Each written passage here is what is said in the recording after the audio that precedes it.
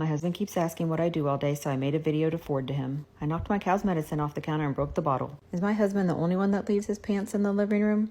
I'm a mostly stay-at-home farm wife who likes to spoil her husband. We've been living in our new house for about 6 weeks. It's unfinished because our carpenter was kind enough to build all of our appliance holes the wrong size. So I've slowly been retrofitting all the holes to get the appliances in. Hopefully in a few days we'll get the range and the vent hood installed.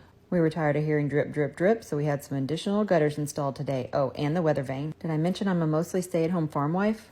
This is my rescue cow, Mama. She's an 8-year-old registered Brangus who was abandoned on our property. I needed some energy, so I made some protein collagen coffee. I headed over to the barn to cut some stencils for tonight's workshop. I own a DIY creative studio. I'm lucky enough to be able to work mostly from home. How did 2 people create so many dishes? About the time the blind installation man stopped by, so did my bestie to bring me some ketones and tell me she loved me.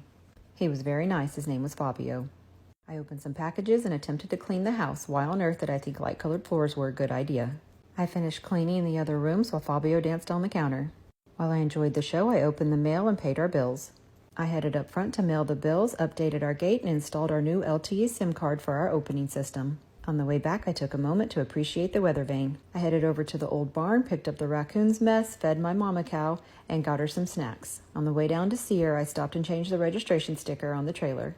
I have to give her pain medicine because she fell in the mud and now she has stifle in her front leg. She doesn't trust me anymore because of the Banamine shots. Suspicion is a real thing with her and it drives me crazy. We used to be besties and now all I do is chase her. She gets around pretty well for having a bum leg, right? I realized I hadn't eaten today, so I made a fruit smoothie. I added some garlic because my throat was scratchy.